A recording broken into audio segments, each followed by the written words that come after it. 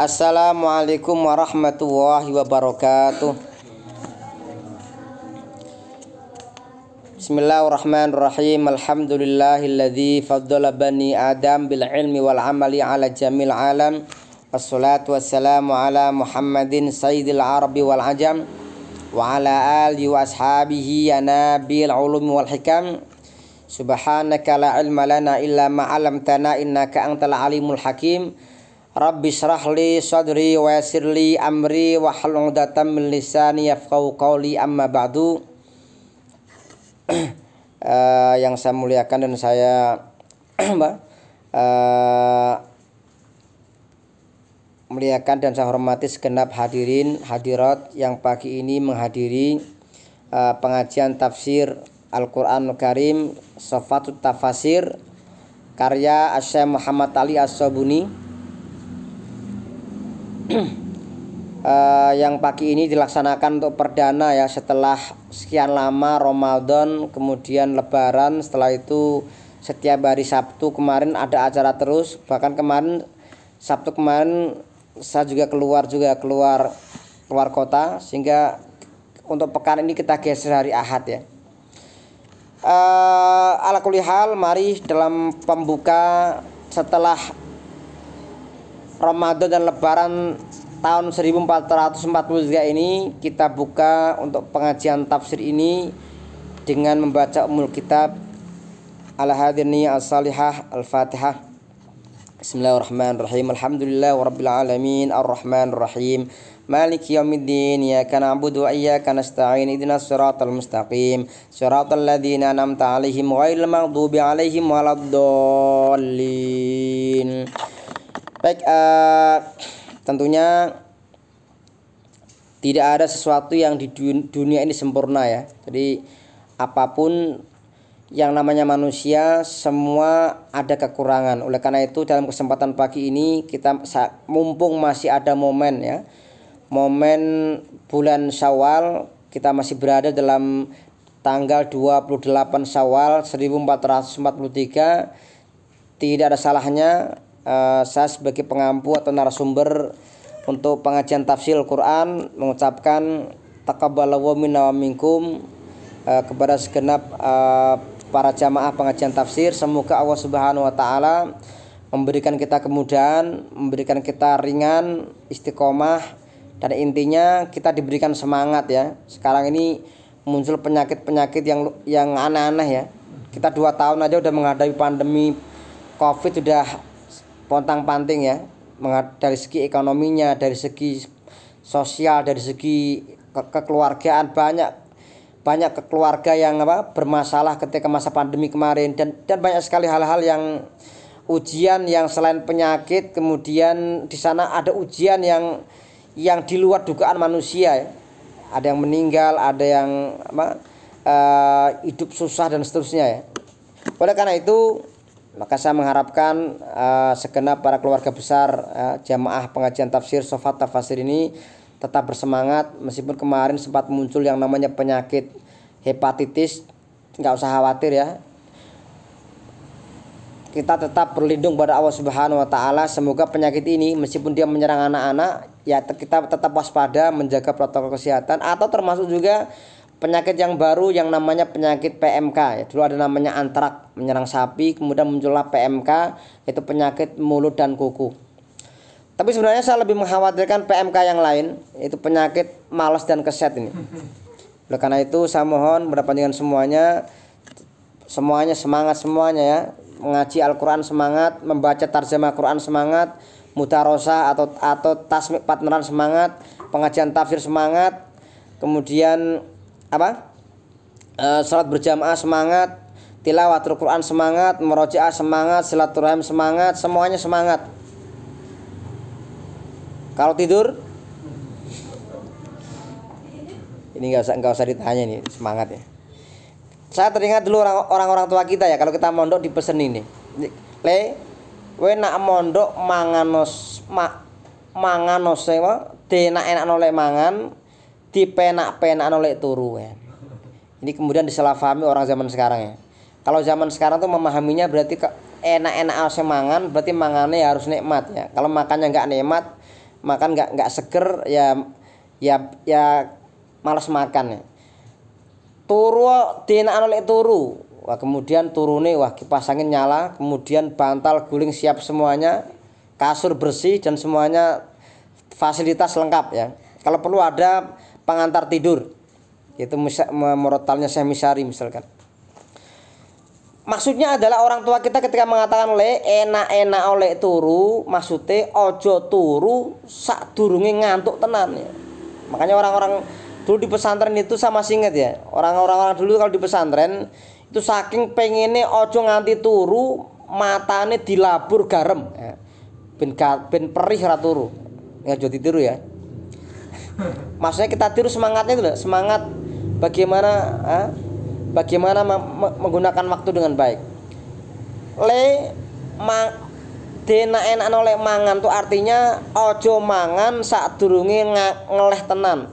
Makanya tadi untuk yang asrama putra sudah datang makanan ya, sarapan sarapannya nanti aja. Pengajian dulu biar laparnya tambah ya. Kalau laparnya semakin bertambah itu malah justru semakin nikmat makannya. Tapi kalau perut dalam kondisi kenyang, kalau kita terus makan terus itu bisa berlebih-lebihan. Kalau orang berlebihan makan apa saja ya, semua yang namanya berlebih-lebihan itu adalah bisa menimbulkan bahaya. Berlebihan makan bisa bahaya obesitas. Berlebihan minum bisa berbahaya muntah ya. Kalau berlebihan uang saku gimana? Ya ini nggak usah tanya kan ini. Ya. Kalau berlebihan uang saku ya titipkan ustadznya ya.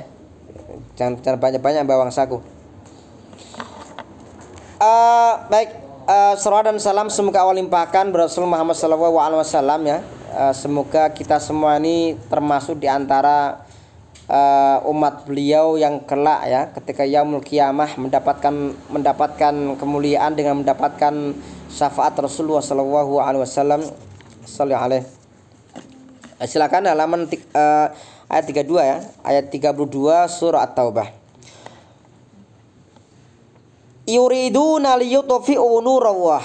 Mereka, ini maksudnya orang-orang kafir. Kalau yang namanya orang-orang kafir dalam Quran dijelaskan ya, innalladzina kafaru min ahlil kitabi wal musyrikin.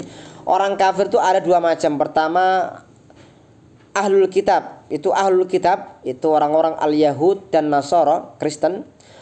Wal musyrikin, dan orang-orang musyrik, ini mereka yang menyekutukan Allah, seperti orang-orang Hindu, Buddha dan semisalnya yang mereka agama mereka tidak punya landasan wahyu langit ya, seperti Majusi dan yang lain, itu masuk al-musyrikin. Kalau al-Majusi secara agama dia masuknya al-musyrikin ya. Tetapi kalau secara dulu pemerintahan Islam, kalau secara pajak itu al-Majusi itu mereka membayar pajak seperti orang Yahudi dan Nasrani, mereka membayar pajak ahlud dhimmah. Kenapa?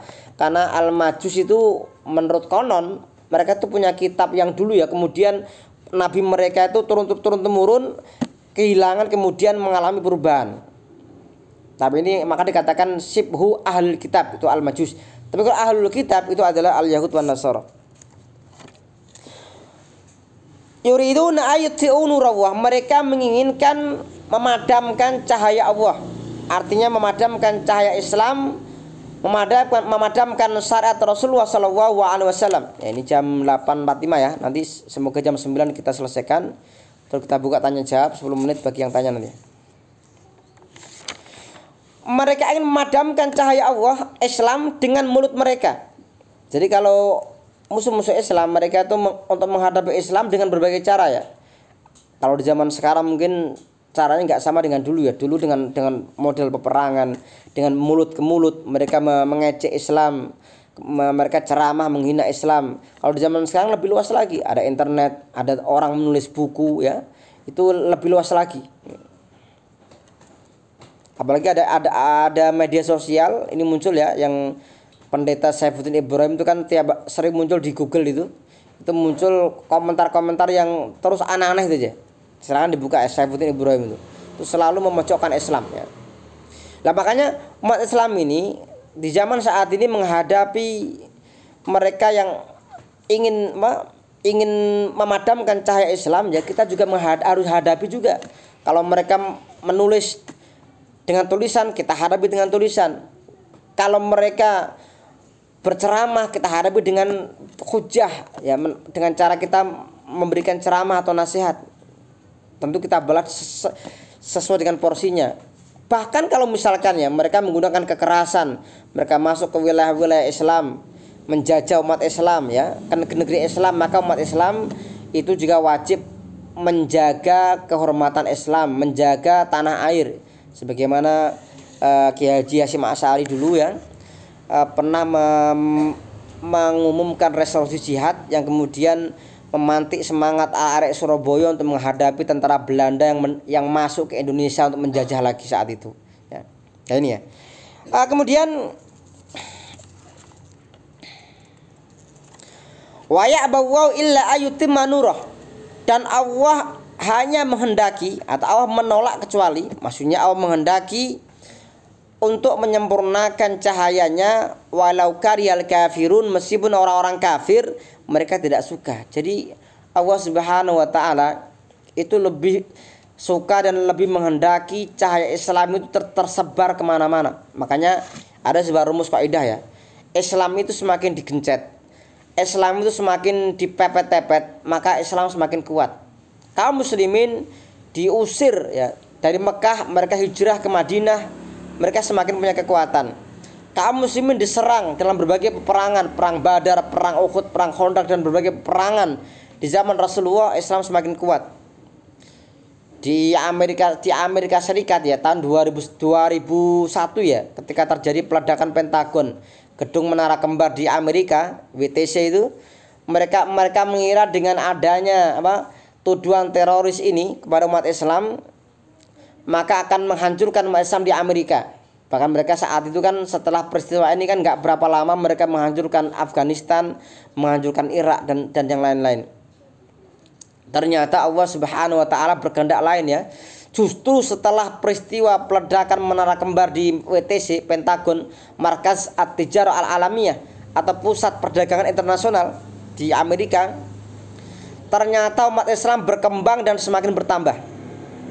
Termasuk kemarin, ya, ketika 2 tahun kita ini dibombardir dengan Covid, ya, sampai orang di masjid itu sampai di masjid itu kalau ada keramaian, misalkan kalau bisa jangan ramai, ada jaga jarak, ada pembatasan jumlah jamaah dan seterusnya, ada fatwa kalau perlu ada pembagian zona, ada zona kuning, merah. Kalau zona merah sebisa mungkin sholat di rumah. Kalau zona kuning separuh di rumah, separuh di masjid. Kalau zona hijau silakan datang semua ke masjid. Bahkan setelah Covid semakin melandai, muncul lagi misalkan ada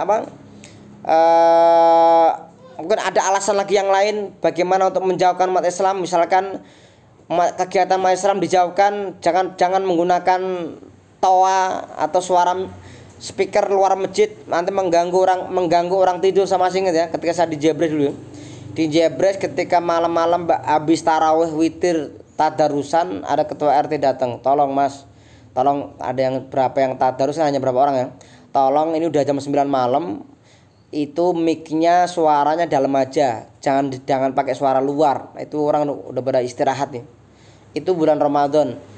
Ketika bulan Syawal, tetangga masjid ada yang kebetulan hajatan, dia membuat 2 acara. Acara yang pertama di gedung, sebelum acara di gedung, di rumahnya yang depan masjid, dekat masjid itu mengadakan acara campur sari atau musik organ sampai jam 12 malam. Nggak ada suara luar nih, karena memang di luar. Artinya apa ini? Jadi kadang kita nggak seimbang, ya. Kalau orang ngaji, orang tarhim atau orang ceramah suara luar dianggap membahayakan. Adzan dianggap membahayakan. Tapi kalau yang lain, suara dangdut dan semisalnya, keroncong, suara luar tidak masalah. Kalau sampai jam 1 tidak masalah. Tidak ada orang mengatakan terganggu dengan suara keroncong atau suara campur sari. Tapi kalau ada orang mendengar suara ngaji jam 9 malam sudah diparani, tolong suaranya. Nah, makanya oleh karena itu sebisa mungkin, ya, yang ngaji pakai suara luar itu suaranya yang bagus, ya. Nah, nanti biar mereka nggak ada alasan. Nah, kalau misalkan suaranya udah cempreng, orang datang, nggak usah ngaji bahasa luar, ini malah mau tidur susah nih, ini masalah itu ya. Jadi lanjutannya, huwallazi arsala rasulahu bil huda, dialah Allah zat yang mengutus rasulnya bil huda dengan petunjuk, wa dinil haq, dengan membawa agama yang hak. Ini maksudnya membawa hidayah yang sempurna. Apa itu Islam ya? Lidharu ala dini kulli, supaya yang menampakkan kepada mereka, kepada seluruh agama. Jadi Allah Subhanahu wa taala itu berkehendak ya, Islam ini agama yang harus ya'lu wa la yula alaih. Agama yang menang, tidak bisa dikalahkan itu Islam ya.